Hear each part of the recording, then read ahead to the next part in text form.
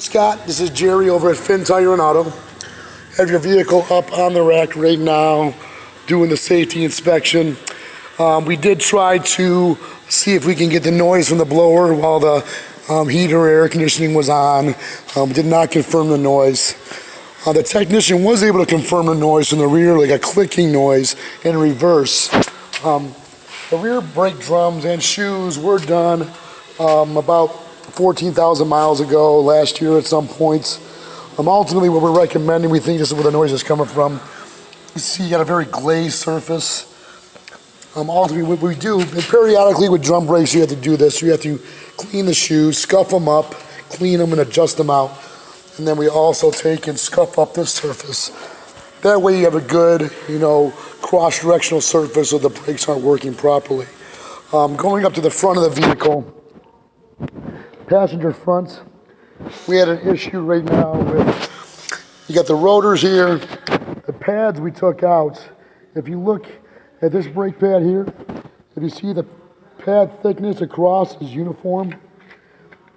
This brake pad right here, if you look, it's actually got a wedge to it, where it's thinner right there, and it gets thicker as you go down. And how that happened is, the brake hardware over time, water and salt get in and dissolve the lubrication. This pin slides very freely. This one down here is frozen. So now that brake caliper can't float properly. The good news on this is the pads and rotors are still under warranty. Barely, but you've got about 1,000 miles and about 1 month left on the warranty.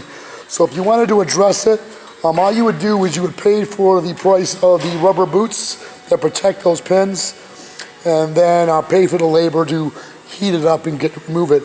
As far as the pads and rotors, you wouldn't pay any parts or labor if we went further with that. And you get a brand new brake job essentially for a very inexpensive cost.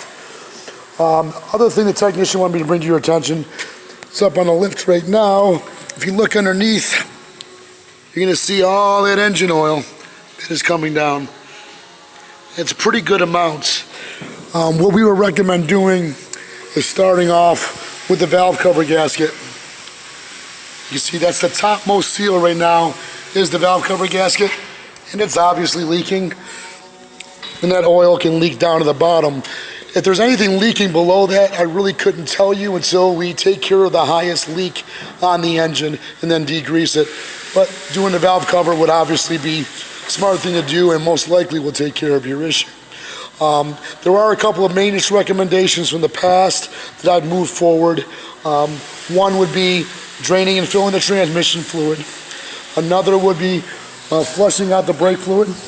Brake fluid is supposed to be done every 3 years, regardless of mileage. Reason being, brake fluid is like a sponge. It absorbs moisture, therefore lowering the boiling point, also causing corrosion. We would recommend flushing out power steering fluid. Power steering fluid, there is no maintenance interval, we just do it by inspection, and Honda does have a specific fluid for their system. And then last but not least, we have done your antifreeze before in the past. Antifreeze should be done every 5 years or 100,000 miles, whichever comes first. Yours was done about 6 years ago, the last time we flushed it. Again, your car's not gonna break down if we don't do the antifreeze at this time, but it's a good idea, especially being in winter.